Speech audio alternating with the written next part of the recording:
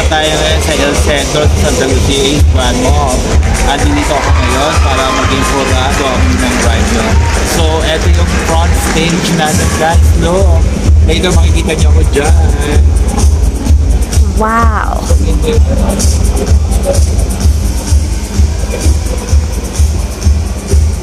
At bago ang lahat, kakain muna ako kasi nagugutom na ako guys. So, dito tayo sa Dipsing's Place. Ayan, bokang food nila dito. And see you later guys. Our next judge believes that disability is not a hindrance to success. Being orthopedically impaired himself, he knows what it's like to have physical limitations, but that did not stop him from pursuing his dream. He's one of our best couturier and fashion designer of our time. He is now one of the ambassadors of Akai Foundation for Differently Abled People. On June 17, 2023, he will be dressing up at least 30 couples in the Kasalang Simbahan para sa May Kapansanan to be held at St. John the Baptist Parish, Taytay, Rizal. Ladies and gentlemen, please welcome your next judge, a fashion designer and now a vlogger. Put your hands together for Mr.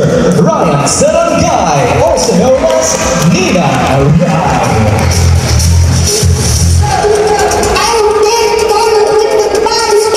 Maraming salamat sa napakabonggang intro kay Ninang Rai Vlogs, ang ating napakapoging host. Yes Sir Mike, Sir Mel, andi dito si Ninang Rai Vlogs sa gitna ng El Centro upang magbigay ulat para sa kaganapan dito sa Sexy Body.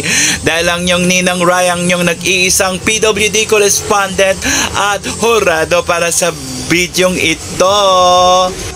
At ayun na nga Sir Mike Mamel, taon-taon lagi na lamang pong iniimbitahan si Ninang Rai Vlogs to be part of the Sexy Body Competition in Cainta, Rizal. Dito sa Santa Lucia East Grand Mall, #1 choice si Ninang Rai Vlog as a PWD fashion designer para mag-showcase ng kanyang collections for the grand opening or fashion show ng Sexy Body. Talaga namang napalaking tulong ng ang Santa Lucia East Grand Mall ang pinagkakaloob nila sa akin to be highlighted, and I am very thankful this time kasi meron akong show o artista, diba? O eto na yung way ko para makapag-promote ng kasalang simbahan para sa May Kapansanan. Dahil Sir Mike Mamel, itong talaga naman Santa Lucia ay talagang forever na nagsusupport kay Ninang Rai Vlogs from my younger days hanggang maging lola na si Ninang Rai Vlogs. Andi dito pa rin at #1 choice para tulungan sa mga advocacy ni Ninang Rai Vlogs. Thank you Santa Lucia East Grand Mall. Thank you Sir Salty. Thank you Sir Rene. I love you. And thank you to all my Santa Lucia East Grand Mall family. Ang yaman na ba? Kakaloka. Nagbabalik na raw ako ng mga nagawa kong bongga sa industriya.